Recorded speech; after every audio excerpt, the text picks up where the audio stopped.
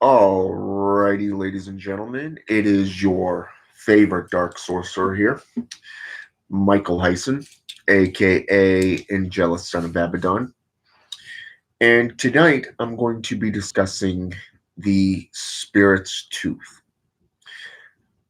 Now, before I do, I'd like to state that I'm recording on two different channels at the moment, one of which is my own channel under Sorcery, because of the fact that the Sorcery one is actually for kid friendly, whereas Dark Sorcery is more for adults. Okay. Now, for the Sorcery one, I do ask that if you do join in, to keep your language to, well, let's just say more respectful. Okay. And keep it civil. All right. Now, the first question that you need to ask yourself is, what is a spirit tooth? Okay. And how does it refer or refrain to sorcery in general? Well, the kicker here is it's something that we use every day within our own unique practices. The only difference is that most people do not go back in history throughout the world. All right. Everything from the Golden Dawn to grimoires, ancient cultures have utilized this, from Druidism to witchcraft, shamanism to Satanism, and so forth. This particular item is known today as an athame. Okay. The athame in itself has a rich, and I'm going to say this again, a rich history. Okay. And it's a history that you can Google for yourself. You can even get into the grimoires, such as the Black Raven, also known as the Threefold Coercion of Hell, the Grimoire of Armadale, the Grimoire of known as the Magus, perhaps even the Threefold Occult Philosophies by Agrippa. Okay. Now, what's ironic here is that everything from European traditions down into Asian, even that of Indian traditions of witchcraft, utilize it. Western and Eastern philosophies. Okay. Now I'm going to give you a small little history of just the athame alone. Okay. Now,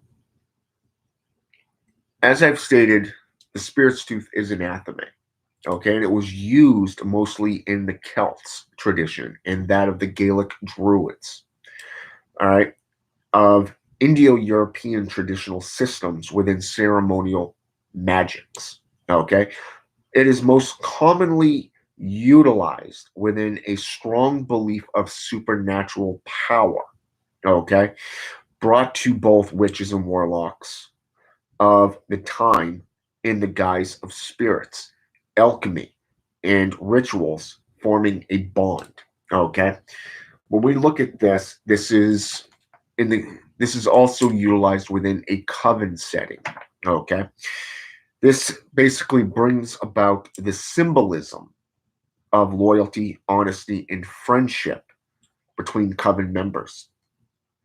Normally, the spirit's tooth is a small black handled dagger within more modern traditions, such as the Keys of Solomon, Hermetic Order of the Golden Dawn, down to Wiccans, Thelemites, and Satanists. The crysknife is seen as the most influential within today's traditions of modern Wicca, derived from both Malaysia and Indonesia. Athame today in ceremonial magics symbolize the element fire in modern to well, I should say to modern magicians. But here's the kicker, okay? When we look at the athame in a form of fire, what is the alternative to this?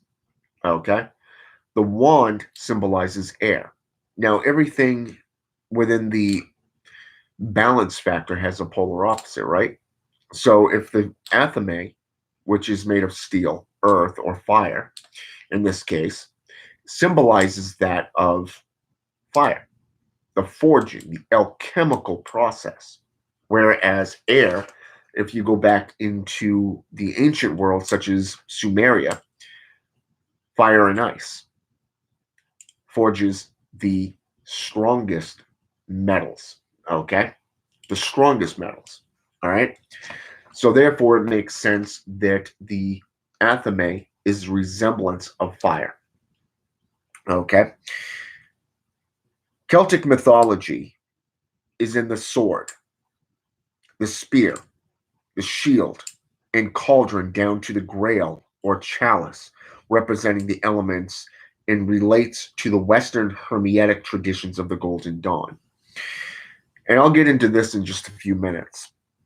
The athame doesn't need to be double-bladed due to its symbolic meaning, whereas British traditional practices includes both Gardnerian and Alexandrian beliefs of a single-bladed or single-sided, I should say, athame, which is used for ringing the bell. Okay? Those of you familiar with Gerald Gardner or that of Janet Farrar and her husband, The Witch's Bible, just a couple sources right here. All right? Now, these two sources look at the single-bladed athame as a symbolic meaning, a representation, okay? But I'm also going to get into the different spellings and the meanings as well. So before I go into that stuff, I wanted to just let you know that the reason why they use a single-bladed is so that when they hold up the bell, they can ring it, okay? Those of you who are familiar with E.A. Koetting's material shows the divination bowl, okay? And the bell that he uses to ding the bell and then ring it around, okay? Sending out those ripples, that notification that hey, we're here, we're ready, okay? Hey, Carrie, welcome to the video. So just like that, the one-sided blade of the spirit's tooth tapping the bell signifies the awakening, the arrival, stating that you're here, that you're ready to begin and to summon the spirits forth. Okay? Now, according to Farrar, okay, the Witch's Bible, the reason why they dull the tip of the blade is so that you don't accidentally cut yourself or someone else. Okay? And that is the aspect that most people don't understand about having a dull tip, like most athames are made today, compared to what they used to be. All right. Now, scholastic witches, a witchcraft tradition, shows and teaches the blade of the athame is for channeling. Okay. But it also can have upon it either runes engraved in it or that of astrological glyphs. Okay. Now, if we go into certain traditions like that of, say, let's go with African, okay, the Egyptian runes, these are glyphs. If we go into, say, the Greek terminology, we got runes such as numerology, okay. European traditions are more astrological, such as the Canaanites, okay, which later became known, or which used to be known as the Chaldeans. Now, the Chaldeans ruled for 1,000 years because they utilized the Polaris star system. Okay, they understood the aspects of directions, sailing by night. All right, so astrological numbers in certain grimoires, like that of the Black Raven, the Grimoire of Armadale, okay, symbolize runes in writing such as alphabets, okay, and runes were actually associated as a form of writing back in the day. They had certain meanings. So when we get into this, when we go into, hey, salute. So when we get into this and we go into the old ways, what they used to do in the grimoires was inscribe a certain, like a name, or say, for an example, a code that unlocks the doors. Okay, a key. And these were written or inscribed upon the handle of the blade, okay, of the athame. Whereas in other traditions, it was actually the spirit tooth was actually made of wood, and it was sharp on both sides. It was a blade that was carved on both sides, so they just basically engraved it upon the blade itself. Now, the black-handled knife, the athame today, represents the masculine energies and is used in sync with the chalice. Okay, the chalice, or the cup of life, whereas the chalice would be the representation of death and destruction. Okay, the channeling aspects. In Latin, the term arquebus means quill knife within the Key of Solomon. Further translation, the Cultolus Q dis, okay, spelled Aquendis, okay. First word is cult, as in the cult, okay, Cult, ELLUS, okay, which means small cutting knife, can be seen within many spellings and traditions. Examples in sources, the Key of Solomon, French manuscripts, Italian manuscripts, okay. For an example, I've come across a couple of these that speak to it, okay. Now, between these three sources, we can derive these known spellings: Artavo, Artavas, Arthena, Artanas, Artheny, and Athame. Okay. Now, John D. Galandi, 1225, pronounced the artifice as being Kenavit. Johannes Balbus de Jonay, with a UA at the end, in 1449, or 1497 rather, Catholo Icon called it Artaud, okay, Artus, etc. In the French manuscripts, uses the term small knife, or better described as that which grows or stretches in size, named after ars, meaning arts and crafts. Okay. Medieval magical cults in both Morocco and Andalusia state in the book of Sufis, and again in the book of History of Secret Societies, we see similar influences put forth by Gerald Gardner himself. Now, Robert Graves, a very well-known neo-pagan, okay, pronounces the athame as ADH-DHEME, meaning Arabil, which means arrow, okay. The Italian manuscripts, which state in the Key of Solomon, translate to sickle or artavo. The artifice, also known as the kenavit, is also described as being a weapon, a table knife, a memson, and a mensaculos. Okay, mensaqulos. Okay, Michelle, microwave. Now, the here's what I want to note. Okay.